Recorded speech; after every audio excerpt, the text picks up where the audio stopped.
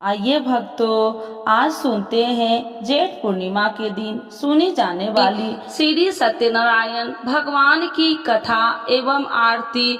तो एक बार बोलिए प्रेम से श्री सत्यनारायण भगवान की जय। एक समय नैमी सारण्य 88,000 ऋषियों ने श्री सूत जी से पूछा, हे प्रभु, इस कलयुग में वेद विद्या रहित मनुष्य को प्रभु भक्ति किस प्रकार मिलेगी तथा उनका उद्धार कैसे होगा।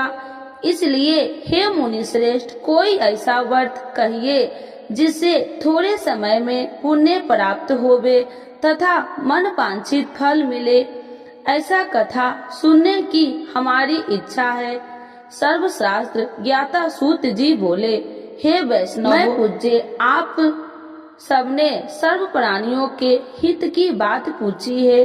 अब मैं उस श्रेष्ठ व्रत को आप लोगों से कहूँगा जिस व्रत को नारद जी ने लक्ष्मी नारायण से पूछा था। एक समय योगी राज नारद जी दूसरे के हित की इच्छा से अनेक लोकों में घूमते हुए मृत्यु लोक में आ पहुँचे। वहाँ बहुत योनियों में जन्मे हुए प्रायः सभी मनुष्यों को अपने कर्मों के द्वारा अनेक दुखों से पीड़ित देखकर सोचा कि किस यत्न के कारण से निश्चय ही इनके दुख का नाश हो सकेगा। नारद ऐसा मन में सोचकर विष्णु लोक को गए। वहाँ श्वेत वर्ण और 4 भुजा वाले देवों के इस नारायण को, जिनके हाथ में शंख चक्र गदा और पद्म थे तथा वरमाला पहने हुए थे, देखकर स्तुति करने लगे। हे भगवान, आप अत्यंत शक्ति से संपन्न है। मन तथा वाणी भी आपको नहीं पा सकती। आपका यदि मध्य और अंत नहीं है, निर्गुण स्वरूप सृष्टि के कारण भूत व भक्तों के दुखों को नष्ट करने वाले हो, आपका मेरा नमस्कार है। नारद जी से इस प्रकार की स्तुति सुनकर विष्णु भगवान बोले, हे मुनि श्रेष्ठ, आपके मन में क्या है? आपका यहाँ किस काम के लिए आगमन हुआ है? निसंकोच कहो। तब नारद मुनि बोले, मृत्यु लोक में सब मनुष्यों को अनेक योनियों में पैदा हुआ है। अपने कर्मों के द्वारा उनके प्रकार के दुखों से दुखित हो रहे हैं। हे नाथ, मुझ पर दया रखते हैं तो बतलाइए कि उन मनुष्यों के सब दुख थोड़े से प्रयत्न से ही कैसे दूर हो सकते हैं। श्री भगवान जी बोले, हे नारद, मनुष्य की भलाई के लिए तुमने बहुत अच्छी बात पूछी है। जिस व्रत के करने से मनुष्य मोह से छूट जाता है, मैं वह कहता हूँ, सुनो। बहुत पुण्य देने वाला है। स्वर्ग तथा मनुष्य लोक दोनों में दुर्लभ एक उत्तम व्रत है। आज मैं प्रेम वश होकर तुमसे कहता हूँ, सत्यनारायण का यह व्रत अच्छी तरह विधान पूर्वक करके मनुष्य तुरंत ही यहाँ सुख भोग कर मरने पर मोक्ष को प्राप्त होता है। श्री भगवान के वचन सुनकर नारद मुनि बोले, उस व्रत का क्या फल है, क्या विधान है, किसने यह व्रत किया है और किस दिन यह व्रत करना चाहिए, विस्तार से बतलाइए। भगवान बोले, दुख शोक आदि को दूर करने वाला, धन्य धान्य को बढ़ाने वाला, सौभाग्य तथा संतान को देने वाला यह व्रत सब स्थान पर विजयी करने वाला है। भक्ति और श्रद्धा के साथ किसी भी दिन मनुष्य श्री सत्यनारायण भगवान के शाम के समय ब्राह्मणों और बांधवों के साथ धर्मपरायण होकर पूजा करे। भक्ति भाव से नवेद, केले का खम्भ, घी, दूध और गेहूं के चूर्ण सवाया लबे, गेहूं के अभाव में साठी के चूर्ण, शक्कर तथा गुड़ ले आए और सब भक्षण योग पदार्थ जमा करके भगवान को अर्पण कर देवे तथा बंधुओं समेत ब्राह्मणों को भोजन करवावे तत्पश्चात स्वयं भोजन करके नित्य गीत आदि का आचरण कर सत्यनारायण भगवान को स्मरण करते हुए समय व्यतीत करे। इस तरह व्रत करने पर मनुष्य की इच्छा निश्चय ही पूरी होती है। विशेषकर कली काल में भूमि पर यही मोक्ष का सरल उपाय है। इति श्री सत्यनारायण व्रत कथा प्रथम अध्याय संपूर्ण। तो एक बार बोलिए प्रेम से श्री सत्यनारायण भगवान की जय। द्वितीय अध्याय। सूत जी बोले, हे ऋषियों, जिन्होंने पहले समय में इस व्रत को किया है उनका वृत्तांत कहता हूँ, ध्यान से सुनो। सुंदर काशीपुरी नगरी में अति निर्धन ब्राह्मण रहता था। वह भूख और प्यास से बेचैन हुआ नित्य ही पृथ्वी पर घूमता था। ब्राह्मणों से प्रेम करने वाले भगवान ने ब्राह्मण को दुखी देखकर बूढ़े ब्राह्मण का रूप धरकर उसके पास जा आदर के साथ पूछा, हे वृद्ध, नित्य दुखी हुआ पृथ्वी पर क्यों घूमता है? हे श्रेष्ठ ब्राह्मण, यह सब मुझसे कहो, मैं सुनना चाहता हूँ। ब्राह्मण बोला, मैं बहुत निर्धन ब्राह्मण हूँ, भिक्षा के लिए पृथ्वी पर फिरता हूँ। हे भगवान, यदि आप इसका उपाय जानते हैं तो कृपा कर कहो। वृद्ध ब्राह्मण बोला कि सत्यनारायण भगवान मनोवांछित फल देने वाले हैं, इसीलिए हे ब्राह्मण, तू उनका पूजन कर, जिसके करने से मनुष्य सब दुखों से मुक्त होता है। ब्राह्मण को व्रत का सारा विधान बतलाकर बूढ़े ब्राह्मण का रूप धारण करने वाले सत्यनारायण भगवान अंतर ध्यान हो गए। जिस व्रत को वृद्ध ब्राह्मण ने बतलाया, मैं उसको अभ्यास करूंगा। यह निश्चय करने पर उस ब्राह्मण को भी नींद न आई। वह सवेरे के लिए चला। उस दिन उसको भिक्षा में बहुत सा धन मिला, जिससे बंधु बांधवों के साथ उसने सत्यनारायण का व्रत किया। उसके करने से वह ब्राह्मण सब दुखों से छूटकर अनेक प्रकार की संपत्तियों से युक्त हुआ। उस समय से वह ब्राह्मण हर मास व्रत करने लगा। इस तरह सत्यनारायण भगवान के व्रत को जो करेगा सब पापों से छूटकर मोक्ष को प्राप्त होगा। आगे जो पृथ्वी पर सत्यनारायण का व्रत करेगा वह मनुष्य सब दुखों से छूट जाएगा। इस तरह नारद जी ने सत्यनारायण का कहा हुआ यह व्रत तुमने कहा, हे वृद्ध, अब मैं और क्या कहूँ? ऋषि बोले, हे मुनि श्रेष्ठ, संसार में इस ब्राह्मण से सुनकर किस किस ने इस व्रत को किया, हम सब वह सुनना चाहते हैं। इसके लिए हमारे मन में श्रद्धा है। सूत जी बोले, हे मुनियों, जिसने इस व्रत को किया है वह सब सुनो। एक समय वह ब्राह्मण धन और ऐश्वर्य के अनुसार बंधु बांधवों के साथ व्रत करने को तैयारी हुआ। उसी समय एक लकड़ी बेचने वाला बूढ़ा आदमी आया और बाहर लकड़ियों को रखकर ब्राह्मण के मकान में गया। प्यास से दुखी लकड़हारा उनको व्रत करते देखकर ब्राह्मण को नमस्कार करके पूछने लगा कि आप यह क्या कर रहे हैं और इसके करने से क्या फल मिलता है, कृपया करके मुझसे कहो। ब्राह्मण ने कहा, सब मनोकामनाओं को पूरा करने वाला यह सत्यनारायण भगवान का व्रत है। इसकी ही कृपा से मेरे यहाँ धन्य धान्य आदि की वृद्धि हुई है। ब्राह्मण से व्रत के बारे में जानकर लकड़हारा बहुत प्रसन्न हुआ। चरणामृत ले और प्रसाद खाने के बाद अपने घर को आया। लकड़हारे ने मन में इस प्रकार का संकल्प किया कि आज ग्राम में लकड़ी बेचने से जो धन मिलेगा उसी से सत्यनारायण देव का उत्तम व्रत करूंगा। यह मन में विचार कर वह बूढ़ा लकड़हारा लकड़ियां अपने सिर पर रखकर जिस नगर में धनवान लोग रहते थे वह ऐसे ही सुंदर नगर में गया। उस दिन वहां पर बूढ़े को उन लकड़ियों का दाम पहले दिनों से 100 गुना मिला। तब वह बूढ़ा लकड़हारा दाम ले और अति प्रसन्न होकर पक्के केले की फली, शक्कर, घी, दूध, दही और गेहूं का चूर्ण इत्यादि सत्यनारायण भगवान के व्रत को कुल सामग्रियों को लेकर अपने घर गया।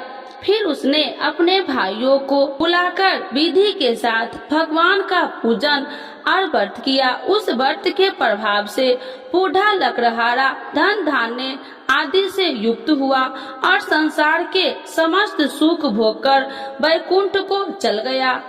इति श्री सत्यनारायण व्रत कथा द्वितीय अध्याय संपूर्ण। तो एक बार बोलिए प्रेम से श्री सत्यनारायण भगवान की जय। तृतीय अध्याय। श्री सूत जी बोले, हे श्रेष्ठ मुनियों, अब मैं आगे की एक कथा कहता हूँ। प्राचीन काल में उल्कामुख नाम का एक महान ज्ञानी राजा था। वह जितेंद्रिय और सत्यव्रता था। प्रतिदिन मंदिरों में जाता तथा गरीबों को धन देकर उनके दुख दूर करता था। उसकी पत्नी कमल के समान सुंदर मुख वाली और सती साध्वी थी। एक दिन भद्रशिला नदी के तट पर वे दोनों विधि विधान से सहित श्री सत्यनारायण भगवान का व्रत कर रहे थे।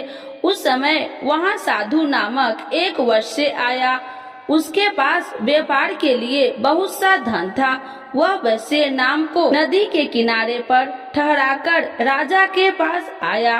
राजा को व्रत करते हुए देखकर उसने विनय पूर्वक पूछा, हे राजन, यह आप क्या कर रहे हैं? मेरी सुनने की इच्छा है, कृपया आप यह मुझे भी समझाइए। महाराज उल्कामुख ने कहा, हे साधु वैश्य, मैं अपने बंधु बांधवों के साथ पुत्र की प्राप्ति के लिए श्री सत्यनारायण भगवान का व्रत व पूजन कर रहा हूँ। राजा के वचन सुनकर साधु नामक वैश्य ने आदर से कहा, हे राजन, मुझे भी इसका संपूर्ण विधि विधान बतलाइए। मैं भी आपके कहे अनुसार इस व्रत को करूँगा। मेरी भी कोई संतान नहीं है। मुझे विश्वास है कि इस उत्तम व्रत को करने से अवश्य ही मुझे भी संतान होगी। राजा से व्रत के सब विधान सुन व्यापार से निवृत्त हो वह वैसे सुख पूर्वक अपने घर आया। उसने अपनी पत्नी को संतान देने वाले उस व्रत के विषय में सुनाया और प्रण किया कि जब मेरे संतान होगी तब मैं इस व्रत को करूँगा। वैश्य ने यह वचन अपनी पत्नी लीलावती से भी कहे। एक दिन उसकी पत्नी लीलावती श्री सत्यनारायण भगवान की कृपा से गर्भवती हो गई। 10वें महीने में उसने एक अति सुंदर कन्या को जन्म दिया। दिनों दिन वह कन्या इस तरह बढ़ने लगी जैसे शुक्ल पक्ष का चंद्रमा बढ़ता है। कन्या का नाम उन्होंने कलावती रखा। तब लीलावती ने मीठे शब्द में अपने पति को याद दिलाया कि आपने जो भगवान का व्रत करने का संकल्प किया था, अब आप उसे पूरा कीजिए। साधु वैश्य ने कहा, हे प्रिय, मैं कलावती के विवाह पर इस व्रत को करूँगा। इस प्रकार अपनी पत्नी को विश्वास दे वह व्यापार करने विदेश चला गया। कलावती पितृगृह में वृद्धि को प्राप्त हो गई। लौटने पर साधु ने जब नगर में सखियों के साथ अपनी वयस्क होती हुई पुत्री को खेलते देखा तो उसने उसके विवाह की चिंता हुई। तब उसने एक दूत को बुलाकर कहा कि उसकी पुत्री के कोई सुंदर वर देखकर लाए। दूत साधु नामक वैश्य आज्ञा पाकर कंचन नगर पहुंचा और देखा भालकर वैश्य की कन्या के लिए एक श्रृंगे वनिक पुत्र ले आया। उस सुंदर लड़के के साथ साधु नामक वैश्य ने अपने बंधु बांधवों सहित प्रचित होकर अपनी पुत्री का विवाह कर दिया। दुर्भाग्य से वह विवाह के समय श्री सत्यनारायण भगवान का व्रत करना भूल गया। इस पर श्री सत्यनारायण अत्यंत क्रोधित हो गए। उन्होंने वैश्य को श्राप दिया कि तुम्हें दारुण दुख प्राप्त होगा और फिर अपने कार्यों में कुशल हुआ वैश्य अपने दामाद सहित नाव पर बेड़ा लेकर व्यापार करने के लिए सागर के समीप स्थित रत्न सारनपुर नगर में गया। रत्न सारनपुर चंद्रकेतु नामक राजा राज करता था। दोनों ससुर जमाई चंद्रकेतु राजा के उस नगर में व्यापार करने लगे। एक दिन भगवान श्री सत्यनारायण की माया से प्रेरित एक चोर राजा चंद्रकेतु का धन चुराकर भाग रहा था। राजा के दूत को अपने पीछे तेजी से आते देखकर चोर ने घबराकर राजा को धन को वैश्य की नाव में चुपचाप रख दिया। वहां से ससुर जमाई ठहरे हुए थे और भाग गया। जब दूत ने उस वैश्य के पास राजा के धन को रखा देखा तो उन्होंने उस ससुर दामाद को ही चोर समझा। वे उन ससुर दामाद को दोनों को बांधकर ले गए और राजा के समीप जाकर बोले, आपका धन चुराने वाला ये दोनों चोर हम पकड़कर लाए हैं, देखकर आज्ञा दे। तब राजा ने बिना उस वैश्य की बात सुने उन्हें कारागार में डालने की आज्ञा दे दी। इस प्रकार राजा की आज्ञा से उनको कारावास में डाला दिया गया तथा उनका सारा धन भी छीन लिया गया। श्री सत्यनारायण भगवान के श्राप के कारण उस वैश्य की पत्नी लीलावती व पुत्री कलावती भी घर पर बहुत दुखी हुई। उनका सारा धन चोर चुरा कर ले गए। मानसिक व शारीरिक पीड़ा तथा भूख प्यास से अति दुखी हो भोजन की आस में कलावती एक ब्राह्मण के घर गई। उसने ब्राह्मण को श्री सत्यनारायण भगवान का व्रत विधि पूर्वक करते देखा। उसने कथा सुनी और श्रद्धा पूर्वक प्रसाद ग्रहण कर रात को घर आई। माता ने कलावती से पूछा, हे पुत्री, तू अब तक कहाँ रही? मैं तेरे लिए बहुत चिंतित थी। माता के शब्द सुन कलावती बोली, हे माता, मैंने एक ब्राह्मण के घर श्री सत्यनारायण भगवान का व्रत होते देखा और मेरी भी उस उत्तम व्रत को करने की इच्छा है।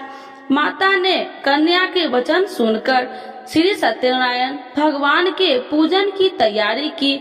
उसने बंधुओं सहित श्री सत्यनारायण भगवान का पूजन व व्रत किया और वर मांगा कि मेरे पति और दामाद शीघ्र ही घर लौट आए। साथ ही विनती की, हे प्रभु, अगर हमसे कोई भूल हुई तो हम सबका अपराध क्षमा करो। श्री सत्यनारायण भगवान इस व्रत से संपन्न हो गए। उन्होंने राजा चंद्रकेतु को स्वप्न में दर्शन देकर कहा, हे राजन, जिन दोनों वैश्यों को तुमने बंदी बना रखा है वे निर्दोष है। उन्हें प्रातः ही छोड़ दो। उनका सब धन जो तुमने अधिग्रहित किया है लौटा दो, अन्यथा मैं तुम्हारा राज्य, धन, पुत्र आदि सब नष्ट कर दूंगा। राजा से ऐसे वचन सुनकर भगवान अंतर ध्यान हो गए और फिर प्रातः काल राजा चंद्रकेतु के दरबार में सबको अपना स्वप्न सुनाया और सैनिक को आज्ञा दी कि दोनों वैश्य को कैद से मुक्त कर दरबार में ले आओ। दोनों ने आते ही राजा को प्रणाम किया। राजा ने कोमल वचनों से कहा, हे महामुने भावो, तुम्हें अज्ञानतावश ऐसा कठिन दुख प्राप्त हुआ है। अब तुम्हें कोई भय नहीं, तुम मुक्त हो। इसके बाद राजा ने उनको नए नए वस्त्राभूषण पहनाए तथा उनकी जितना धन लिया था उसको दोगुना लौटाकर आदर से विदा किया।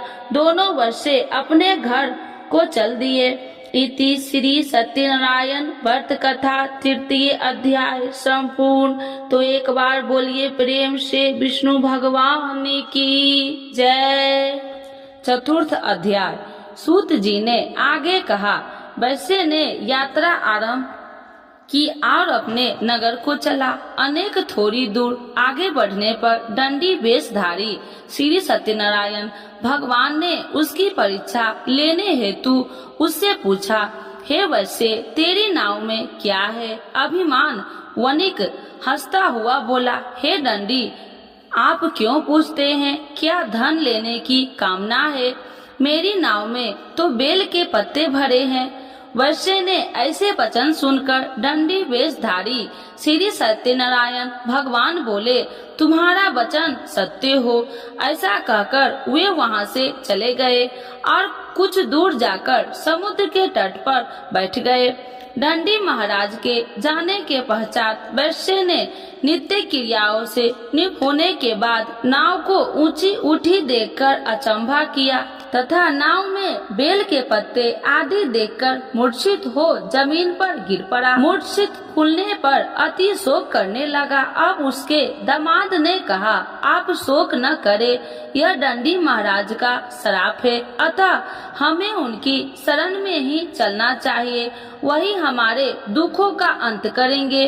दामाद के वचन सुनकर वह वैश्य दंडी भगवान के पास पहुंचा और अत्यंत भक्ति भाव से पश्चाताप करते हुए बोला, मैंने तो आपसे अत्यंत वचन कहे थे, उनके लिए मुझे क्षमा करे।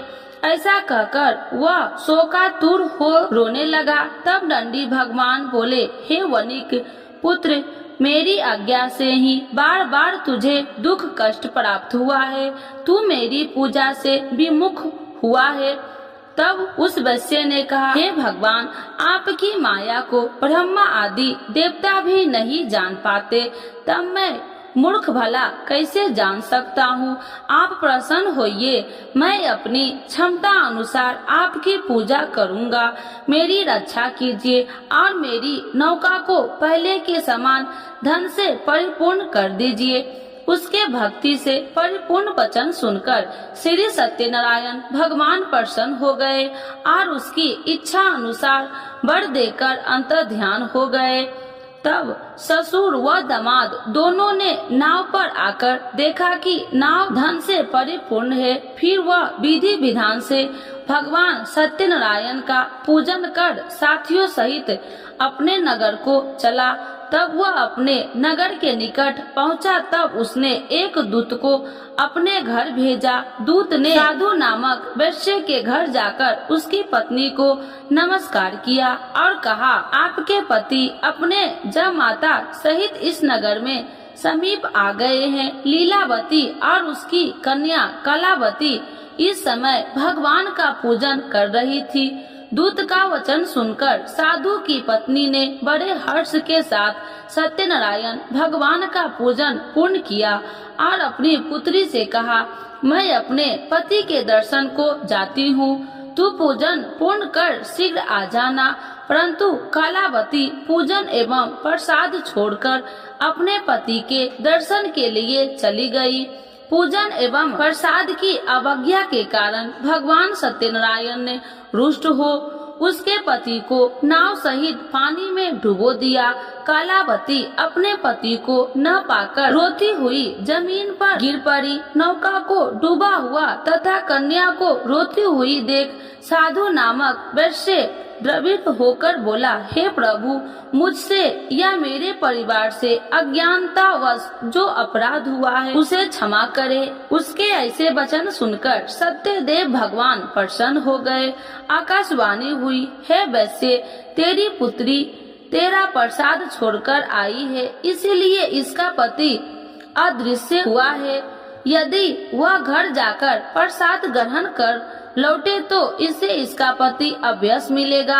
आकाशवाणी सुनकर कलावती ने घर पहुंचकर प्रसाद ग्रहण किया और फिर आकर अपने पति को पूर्व रूप में पाकर वह अति प्रसन्न हुई तथा उसने अपने पति के दर्शन किए। तत्पश्चात साधु वैश्य ने वही बंधु बांधवों सहित सत्यदेव का विधि पूर्वक पूजन किया। वह इस लोक के सभी प्रकार के सुख भोग कर अंत में मोक्ष को प्राप्त हुआ। इति श्री सत्यनारायण व्रत कथा चतुर्थ अध्याय संपूर्ण। एक बार बोलिए प्रेम से श्री सत्यनारायण भगवान की जय। पंचम अध्याय श्री सूत जी बोले, हे ऋषिगण, मैं एक और कथा कहता हूँ, आप सभी ध्यान से सुनो। सदा प्रजा के लिए चिंतित तुंगध्वज नाम का एक राजा था। उसने भगवान सत्यनारायण का प्रसाद त्याग कर बहुत कष्ट पाया। एक समय राजा वन में अन्य पशुओं को मारकर बर के वृक्ष के नीचे आया। वहाँ उसने ग्वालों को भक्ति भाव से बंधु बांधवों सहित श्री सत्यनारायण जी की पूजन करते देखा, परंतु राजा देखकर भी अभिमान के कारण न तो वहाँ गया और न ही सत्यदेव भगवान को नमस्कार ही किया। जब ग्वालों ने भगवान का प्रसाद उसके सामने रखा तो वह प्रसाद छोड़कर अपने नगर को चला गया। नगर में पहुंचकर उसने देखा कि उसका सारा राज्य नष्ट हो गया। वह समझ गया कि यह सब भगवान सत्यदेव ने रुष्ट होकर किया है। तब वह वन में वापस आया और ग्वालों के समीप जाकर विधि पूर्वक पूजन कर प्रसाद ग्रहण किया तो सत्यनारायण की कृपा से सब कुछ पहले जैसा ही हो गया और लंबे समय तक सुख भोग कर मरणोपरांत वह मोक्ष को प्राप्त हुआ। जो मनुष्य इस श्रेष्ठ दुर्लभ व्रत को करेगा, श्री सत्यनारायण भगवान की कृपा से उसे धन्य धान्य की कोई कमी नहीं होगी। निर्धन धनी और बंदी बांधवों से मुक्त होकर निर्भय हो जाता है। संतानहीन को संतान की प्राप्ति होती है तथा सब इच्छाएं पूर्ण कर अंत में वह वैकुंठ धाम को जाता है। अब उनके बारे में भी जानिए जिन्होंने पहले इस व्रत को किया है। अब उनके दूसरे जन्म की कथा भी सुनिए। सतानंद नामक वृद्ध ब्राह्मण ने सुदामा के रूप में जन्म लेकर श्री कृष्ण की भक्ति एवं सेवा कर वैकुंठ प्राप्त किया। उल्का मुख नामक महाराज राजा दशरथ बने और श्री रघुनाथ का पूजन कर मोक्ष को प्राप्त हुए। साधु नाम के वैश्य ने धर्मात्मा व सत्य प्रतिज्ञ राजा मोरध्वज बनकर अपने पुत्र को और से चीर कर वैकुंठ धाम प्राप्त किया। महाराज तुंगध्वज और स्वयंभू मनु बने। उन्होंने बहुत से लोगों को भगवान की भक्ति में लीन करवाकर वैकुंठ धाम प्राप्त किया। लकड़हारा अगले जन्म में गिरि नामक निषाद राजा बना, जिसने राम के चरणों की सेवा कर अपने सभी जन्मों को संवार लिया। इति श्री सत्यनारायण व्रत कथा 5th अध्याय संपूर्ण। तो एक बार बोलिए प्रेम से भगवान श्री सत्यनारायण की जय। आरती श्री सत्यनारायण जी की जय। लक्ष्मी रमीना श्री जय लक्ष्मी रमीना सत्यनारायण स्वामी जनिपात की हरिना। जय लक्ष्मी रमीना रत्न जरित सिंहासन अद्भुत छवि राजे स्वामी अद्भुत छवि राजे। नारद करत निरंजन घंटा ध्वनि बाजे। ओम जय लक्ष्मी रमीना प्रगट भरे कलि कारणी दिज को दरस दियो स्वामी दिज को दरस दियो। बूढ़ो ब्राह्मण बन कर कंचन महल कियो। जय लक्ष्मी रमीना दुर्लभ भील कठारो इन पर कृपा करी स्वामी इन पर कृपा करी। चंद चूर एक राजा जिनकी विपत्ति हरी। जय लक्ष्मी रमीना वैश्य मनोरथ पायो सरदा तज दिन्ही स्वामी सरदा तज दिन्ही। सफल भोग प्रभु जी फिर स्तुति किन्नी। ओम जय लक्ष्मी रमीना भाव विभक्ति के कारण छिन छिन रूप धरियो, स्वामी छिन छिन रूप धरियो, सरिधा धारण किन्ही, सरिधा धारण किन्ही, तिनको काज सयो। ओम जय लक्ष्मी रमना, ग्वाल बाल संग राजा, मन में भक्ति करी, स्वामी बन में भक्ति करी, मन वांछित फल दिन्हो, दीन दयाल हरि। जय लक्ष्मी रमना, चढ़त प्रसाद सबाय, कदली फल में बा, स्वामी कदली फल में बा, धूप दीप तुलसी से, राजी सत्य देवा।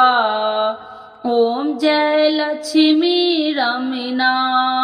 श्री सत्यनारायण जी की आरती जो कोई नर गावे, स्वामी जो कोई नर गावे, कहत शिवानंद स्वामी, मन वांछित फल पावे। जय लक्ष्मी रमना, स्वामी जय लक्ष्मी रमना। श्री सत्यनारायण भगवान की जय, विष्णु भगवान की जय, सर्व देवी देवताओं की जय।